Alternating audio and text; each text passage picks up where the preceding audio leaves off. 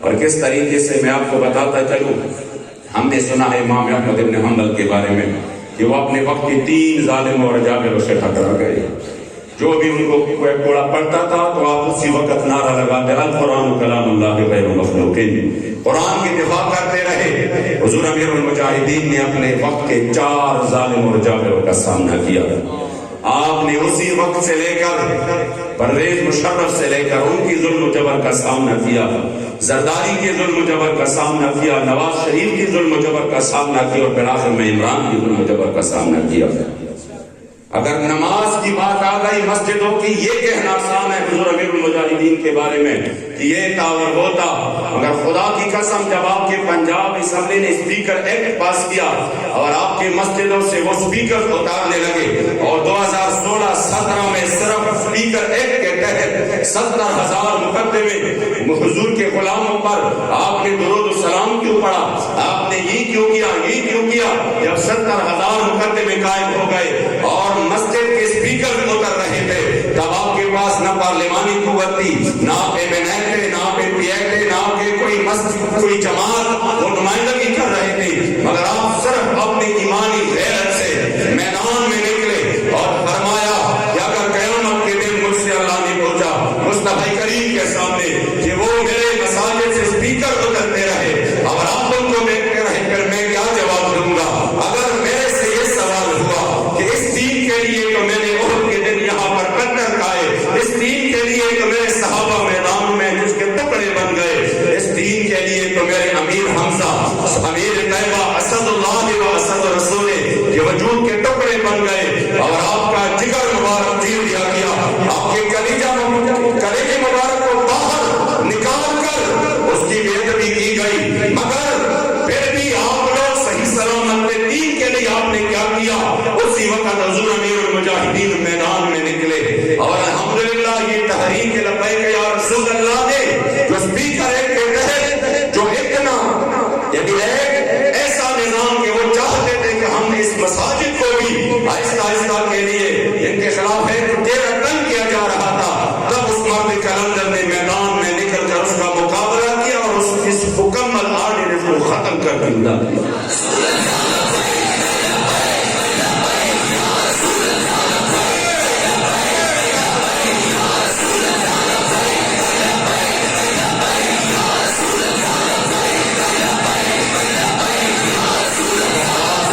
ختم نبوت کی ہوتی تب آپ کبھی چپ نہیں رہے، آپ کے ذات کے خلاف جب بھی بات ہوتے رہی آپ چپ رہے. مجھے بتائیں نا اگر انہوں نے کبھی اپنے ذات کا بدلہ کسی سے لیا ہو. ان کے ذات پر بہت سے لوگوں نے ویڈیوز بنائے، بہت سے لوگوں نے یہ کہا یہ فلاں ہے، غدار ناموس رسالت تک کہا، پتہ نہیں کون کون سے انہوں نے کہا کہ یہ انہوں نے یہ کیا، انہوں نے وہ کیا. حضور امیر المجاہدین نے اپنے ذات کا جواب کبھی نہیں دیا، کیونکہ وہ تو الحمدللہ ان کو اللہ کریم نے وہ مقام عطا کیا تھا. آپ اکثر فرماتے تھے کہ لوگ جو ہے نا ایک کتاب کے علم کو بھی برداشت نہیں کر سکتے، تھوڑا سا علم مل جاتا ہے تو کبھی صحابہ پر حملہ کر جاتا ہے، کبھی اللہ کے ذات پر، کبھی میرے مصطفی کریم کے ذات پر، کبھی صفات پر، کبھی صحابہ پر، کبھی اولیاء پر. فرماتے تھے کہ میں نے زندگی دیکھی ہے امام اہل سنت کی، وہ اتنا علم اللہ کریم نے ان کو عطا کیا تھا، پھر بھی وہ فرماتے ہیں اللہ الحمد نے دنیا سے مسلمان گیا وہ اس وجہ سے کہ آپ نے اپنے آپ کو میرے مصطفی کریم علیہ السلام کی خاک کے برابر لگی کھڑا کر دیا. آپ نے فرمایا تجھ سے در اور در سے سب و سب سے مجھ کو نسبت، کہ میری نسبت اگر حضور صفات آپ کے گلستان کے اس پھول سے ہو جائے تو میرے لیے سے اور کیا ہوگی. تو یقین کریں اتنے علم کے باوجود، اتنے تقوی اور پرہیزگاری کے باوجود کہ آپ میں اسی باتوں کا تصور بھی نہیں تھا جو لوگ کرتے تھے، تب بھی آپ نے اپنے ذات کا کوئی بدلہ نہیں لیا. لیکن جو ہی بات حضور کی ختم نبوت کی آتی ہے، جو ہی بات ناموس رسالت کی آتی، تب آپ نے کوئی زمانے کا کوئی پرواہ نہیں کیا. اور پھر میدان میں اس انداز سے نکلے کہ آج سب لوگ یہ اعتراف کر رہے ہیں کہ ہاں لبیک والے جب نکلے ہیں تو پھر وہ نامراد نہیں لوٹے، وہ یقین کرے اپنی کامیابیاں سمیٹ کر واپس جا رہے تھے. کیوں؟ اس وجہ سے کہ وہ نکلے تھے اپنے لیے نہیں، میرے مصطفیٰ کے لیے نکلے تھے.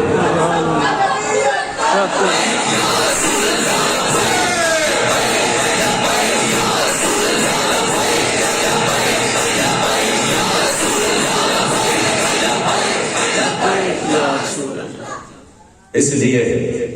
آج اگر وہ حضور امیر المجاہدین ہمارے ساتھ نہیں رہے، آپ کی ظاہری جو وصال ہے وہ تو یقیناً اللہ کی منشا ہے، اللہ کی رضا ہے، اس کے سامنے ہم کچھ نہیں کر سکتے، ورنہ دل تو ابھی تک تسلیم ہی نہیں کر رہا کہ آپ ہمارے درمیان نہیں ہیں۔ حضور امیر المجاہدین تو وہ عظیم شخصیت تھے جنہوں نے اس قوم کو جگایا، اس قوم کو اپنے اسلاف کی انہوں نے کہا نہیں یہ وہ اسلام، یہ کیسے اسلام ہے جس میں بدر نہ ہو، جس میں حنین نہ ہو، جس میں تبوک نہ ہو، جس میں کربلا کے لیے نکلنا نہ ہو، جس میں غازی الدین نہ ہو، جس میں صلاح الدین ایوبی نہ ہو، وہ کون سا اسلام ہے پھر؟ آپ تو الحمدللہ مسلمان کو اپنے وہ جذبہ دیا۔ یقین کریں میں ان نوجوانوں کو دیکھتا ہوں تو یہ وہ نوجوان تھے جن کی یہ زندگی اور یہ ٹائم جو ان کا ہے جوانیوں کا، یہ تو دنیا کی پتہ نہیں کس کس انداز سے گزر رہی تھی، اس کی جوانیاں لوفریوں میں، پتہ نہیں کس کس انداز میں۔ خدا کی قسم میں نے پورے ملک میں اب جوانوں کا جذبہ دیکھا ہے کہ ان کی جوانیاں، ان کی زندگیوں میں نے ایک عجیب ولولہ دیکھا ہے،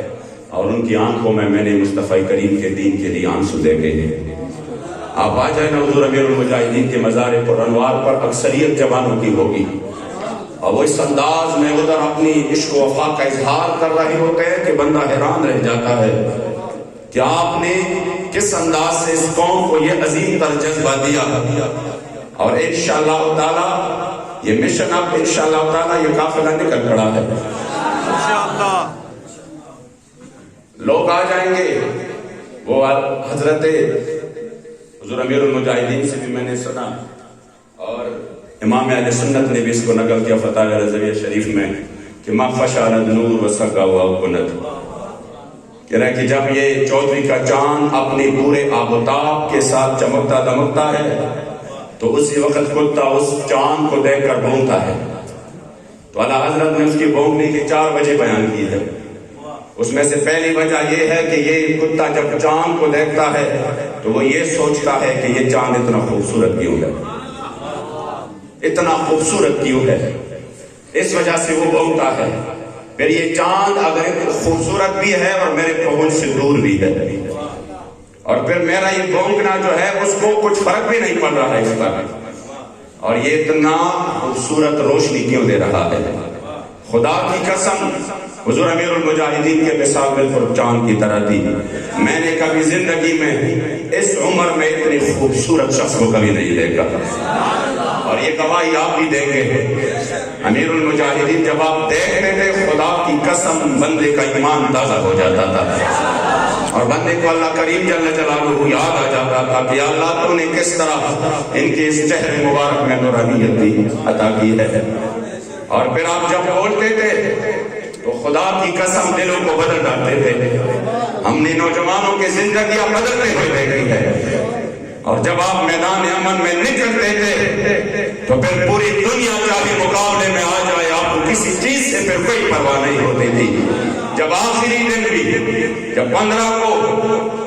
اس سے اگلی رات جب ہم جا رہے تھے مذاکرات کے لیے، یہ فیضی صاحب گواہ ہے، تو جب آپ تشریف لے آئے تو میں بیٹھ گیا سامنے آپ کے، میں نے کہا حضور مذاکرات ہے ان کے ساتھ، تو مجھے بتائیں کیا کرنا ہے۔ آپ نے کہا کرنا کیا ہے، جو ہمارے مطالبات ہے وہ سامنے رکھے۔ میں نے کہا اگر انہوں نے نہیں مانے اور کہا کہ ہم آپریشن کر رہے ہیں، تو انہوں نے کہا کہ وہ تو رات کو کر چکے ہیں۔ میں نے کہا اگر اس سے بھی سخت کر رہے ہیں تو پھر کیا ہوگا؟ تو فرمایا کہ آ جاؤ، خدا کی قسم ہم حضور کے نام پر اپنی گردنیں دینے کے لیے تیار بیٹھے ہیں۔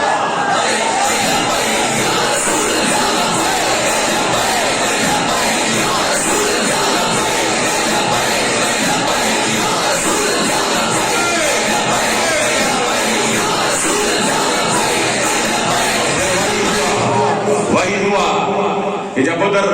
یہ بات کی گئی کہ اگر آپ لوگ اس طرح پھر نہیں جاتے تو ہم آپریشن کریں گے، تو میں نے کہا جو رات کو ہوا وہ کیا تھا؟ کہ وہ تو آپریشن ہی نہیں تھا، آپریشن تو اور ہوگا.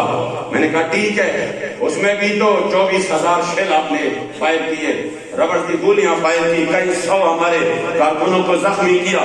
اور بڑے خطرناک حد تک زخمی کیا، مگر پھر بھی آپ کہہ رہے ہیں آپریشن نہیں تھا. تو آپ کا مطلب یہ ہے کہ ہم آپ کو ادھر خون ڈالیں گے، ہم آپ کو ادھر سب کے سب مارے جائیں گے. میں نے کہا خدا کی قسم، میں حضور امیر المجاہدین شاید میں اپنے طور پر اتنی بڑی بات نہ کہہ سکوں، لیکن میں حضور امیر المجاہدین کی بات آپ کے سامنے لایا ہوں کہ آپ نے فرمایا آج تو مزہ آئے گا کہ آج ہمارے جان حضور کے نام پر قربان ہو جائے.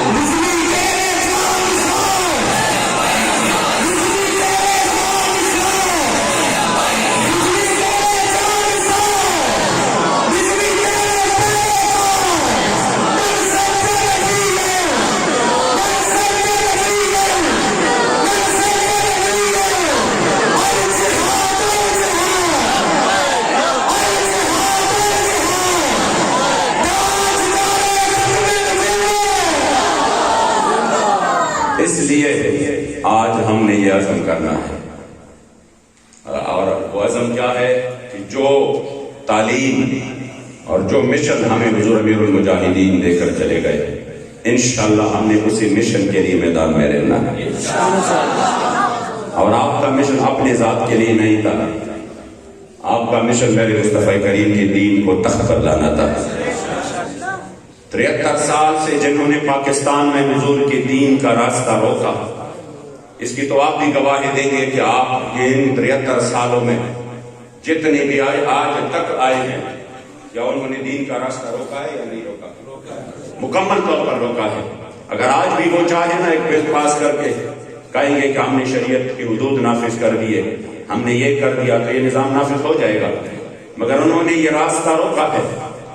اور اگر اب بھی ہم اس کا حصہ بن رہے ہیں تو پھر آپ نے سوچنا ہے کہ ہم کہاں پر کھڑے ہیں. 73 سال میں جنہوں نے حضور کے دین کا راستہ روکا، جنہوں نے ختم نبوت پر بار بار حملے کیے، جنہوں نے آسیہ ملعونہ کو باعزت طور پر رہا کیا، خدا کی قسم یہ تو اتنے بڑے جرم ہیں جن کو بندہ صرف سوچ لے بھی نہ سوچ. کوئی دنیا کا بڑا بغیرت ترین آدمی ہو، لیکن اگر اس کے سامنے اس کے باپ کو کوئی گالیاں دے تب بھی وہ کچھ نہ کچھ تو کرے گا. خود ہی مار کھائے گا، لیکن وہ کہے گا کہ میں کیسے برداشت کروں. مار کھائے گا لیکن کہا میں برداشت نہیں کر سکتا، میرے سامنے میرے والد صاحب کو گالیاں دے رہے. تو خدا کی قسم حضور میرے مصطفیٰ کریم نے جس سواری پر سواری کی، اور اس سواری نے جہاں پر اپنا قدم مبارک رکھا، پورے دنیا کی عزتیں، دولتیں، جاہ و جلال اس سواری کے پاؤں کے نیچے جو مٹی آ گئی ہے، اس مٹی کے خاک اس خاک پر بھی قربان ہوتا. لیکن انہوں نے جو میرے مصطفیٰ کریم کو گالیاں دی، اگر آپ ہائی کورٹ کا وہ ججمنٹ اٹھائیں جس میں ان کے کمنٹس اور اعتراف جرم نقل ہے، آپ وہ اس کا نقل بھی نہیں کر سکتے، آپ اس کو پڑھ بھی نہیں سکتے کہ انہوں نے کس انداز سے میرے کریم آقا کو گالیاں دی. اور یہ سب کے سامنے ہے. پھر بھی میرے کریم آقا کے عزت و ناموس کا سودا ہوا. کس کے عوض؟ صرف دنیا کے چند ٹکوں کے عوض کہ ہمیں قرضے ملیں گے، ہمارا نام جو ہے نا فلاں لسٹ سے فلاں لسٹ میں آ جائے گا، ہمارا یہ ہوگا وہ ہوگا. میں نے کہا پھر وہ تو بڑا غیور ہے، میرا رب تو بڑا غیور ہے. جب آپ نے حضور کی عزت کا سودا کیا تو اب اپنے ملک کا حالت بھی دیکھیے. دن بدن عذاب ہی عذاب ہے، اس وجہ سے کہ وہ قوم کبھی بلا نہیں پا سکتی جو وہ دعوت حضور کی غلامی کی کر رہی ہو. ہم سے بڑا عاشق رسول کوئی نہیں، ہم تو یہ ہے، ہم تو وہ ہے، لیکن اپنے کریم آقا کی عزت و ناموس کے سودے کر رہے ہو، وہ کبھی بلا نہیں پا سکتی. پاکستان تب ترقی کرے گا جب یہ قوم حضور کی غلامی کی طرف آ جائے گی، کیونکہ مغرب کی غلامی میں کبھی ترقی ہے ہی نہیں، ہمیشہ ذلت اور رسوائی ہے. جب حضور کے در کی طرف آ جائیں گے تو پھر صحابہ نے صرف ایک تہبند میں جب حضور کے دین کو اپنے آپ کو پیش کر دیا تو ایک تہبند میں پھر اسلام نے کیسر و کسرا کے خزانے ان کے قدموں میں لگا کر دیا. اس وجہ سے جو ہم آپ کو دعوت دے رہے ہیں اپنے ذات کے لیے نہیں. اگر ہم نے کبھی اپنے ذات کی بات کی، شفیق امینی نے اپنی ذات کی بات کی، علامہ غلام محمد فیض صاحب نے اپنے ذات کی بات کی، تو پھر ہمیں سلام بھی نہیں کرنا. لیکن اگر ہم نے بات حضور کی دین کی اور تخت پر لانے کی نظام کی اور صرف بات نہیں کی بلکہ میدان میں اس کے لیے قربانیاں بھی پیش کرتے رہے، یہ تو اس قوم کا معیار ہے کہ کبھی کسی کو صرف ایک تقریر پر مجاہد ختم نبوت بناتا ہے، اور جنہوں نے جا کر اپنی سینوں پر گولیاں کھائی ان کو دہشت گرد اور غدار کہلاتے ہیں۔ اللہ کریم جل جلالہ ہمیں حق اور سچ کا ساتھ دینے کی توفیق عطا فرمائے۔ تو انشاءاللہ تعالی ہمارا یہ پیغام ہے، یہ پروگرام کوئی عام پروگرام نہیں ہے۔ یہاں پر اگر آپ آئے ہیں تو یہاں سے نکل کر آپ نے اپنے پاس کچھ لے کر جانا ہے۔ آخری حدیث میں سنا تو میرے کریم کا فرماتے ہیں من مشى مع ظالم ليقويه ويعلم انه ظالم فقد خرج من الاسلام، جو کسی ظالم کے ساتھ چلے اور ان کو پتہ بھی ہو کہ یہ ظالم ہے، اور پھر وہ اس ظالم کو مضبوط کرے، کسی بھی طریقے سے ان کی ہاتھ پاؤں بن جائے، ان کو تقویت دے، ان کو مضبوط کرے، تو میرے مصطفی کریم ارشاد فرماتے ہیں فقط خرج من الاسلام۔ میں نہیں کہہ رہا، میرے کریم آقا ارشاد فرما رہے ہیں کہ پھر انہوں نے اسلام، پھر وہ میرا کلمہ مجھے واپس کر دیتے۔ اگر ہم بھی اب بھی ہم ظالموں کا ساتھ دیتے ہیں، جنہوں نے حضور کی ختم نبوت اور ناموس پر حملے کیے، جنہوں نے نصابوں سے حضور کی ختم نبوت کے مضامین نکالے، جنہوں نے مسجدوں سے سپیکر اتارے، جنہوں نے بار بار حضور کے دشمنوں کو، قادیانیوں کو ریلیف دی اور ان کے لیے مسلسل جو ہے نا وہ اپنا کام کرتے رہے، تو پھر ہم کس منہ سے حضور کا غلام اپنے آپ کو کہیں گے کہ ہم بھی حضور کے غلام ہیں؟ اس لیے آپ نے انشاءاللہ تعالی حضور امیر المجاہدین کے اس آواز پر لبیک کہنا ہے، اور آپ کی روح کے ساتھ انشاءاللہ تجدید اہل وفا کرنا ہے۔ رہے گا یہی ان کا چرچا رہے گا، اور بڑے خاک ہو جائے جب